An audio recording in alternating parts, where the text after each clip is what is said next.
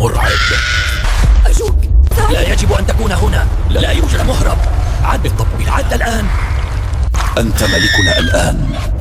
أرجوك ساعدنا. لا يمكنك الهروب. انضم إلينا. كابوس مرعب. عمرك حسيت انك مراقب من غير ما يكون في حد؟ عمرك صحيت على صوت خطوات بس مفيش اي اثر لحد؟ انا كنت فاكر ان كل ده وهام لحد الليلة اللي الشقة نفسها فيها بدأت تتحرك. الليلة اللي فهمت فيها ان الشقة مش ملكي لوحدي. من كام شهر نقلت لشقة صغيرة كده في عمارة قديمة في نص البلد. كنت بدور على هدوء، مكان ارتاح فيه من دوشة الشغل والزحمة. الشقة كانت ضلمة شوية بس حسيت قدام بابها بحاجة غريبة، كأن الهوا واقف. تجاهلت الإحساس ودخلت.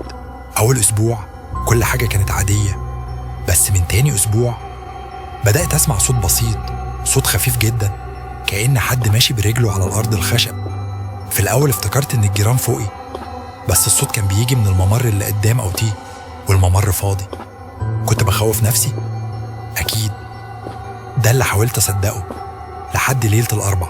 كنت صاحي لوحدي، الساعة كانت 3 الصبح، وأنا قاعد قدام اللابتوب. النور قطع فجأة، الشقة غرقت في ضلمة كاملة، مفيش ولا صوت غير صوت نفسي.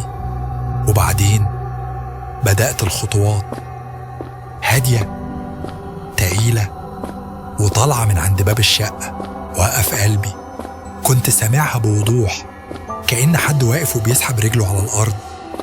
قمت أمشي على أسناني رايح ناحية الممر، وقلبي بيخبط في صدري. ومجرد ما وصلت الخطوات وقفت.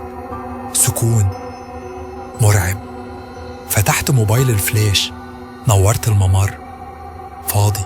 رجعت ورا، بس قبل ما لف حسيت إن في حد واقف ورايا. مشفتوش بس الشعور كان واضح، حد واقف حرفيا على بعد سنتيمتر. ما قدرتش ألف، جسمي اتجمد. وفجأة الهوا عدى من جنبي بارد بطريقة مش طبيعية، وباب الأوضة اتقفل لوحده بشدة. جريت ناحية الباب الرئيسي، ما بيفتحش، كأن حد ماسكه من الناحية التانية. وبعدين سمعت صوت، مش خطوات، لا، نفس. حد بيتنفس ورا الباب وبيقرب وبيقرب لحد ما حسيت إن صوته بيلمس وداني. وقتها فهمت إن اللي في الشقة مش مجرد صوت، ده وجود كان ساكن قبل ما أنا أجي، وما كانش راضي يشاركني المكان. آخر حاجة افتكرتها إني سمعت حد بيقول اسمي، همس هادي بس واضح. وبعدين الدنيا اسودت. صحيت الصبح على الأرض، الشقة كلها زي ما هي، ولا باب مفتوح ولا حاجة متغيرة. بس على الحيطة جنب الممر لقيت كلمة مكتوبة بإيد حد، خط صغير رفيع، وكان مكتوب متنورش النور. ومن يومها كل ما النور يقطع بسمع الخطوات تاني. القصة خلصت بس الكابوس لسه مكمل. اكتب لي في كومنت رأيك في القصة وقول لي تحب الكابوس الجاي يكون عن ايه.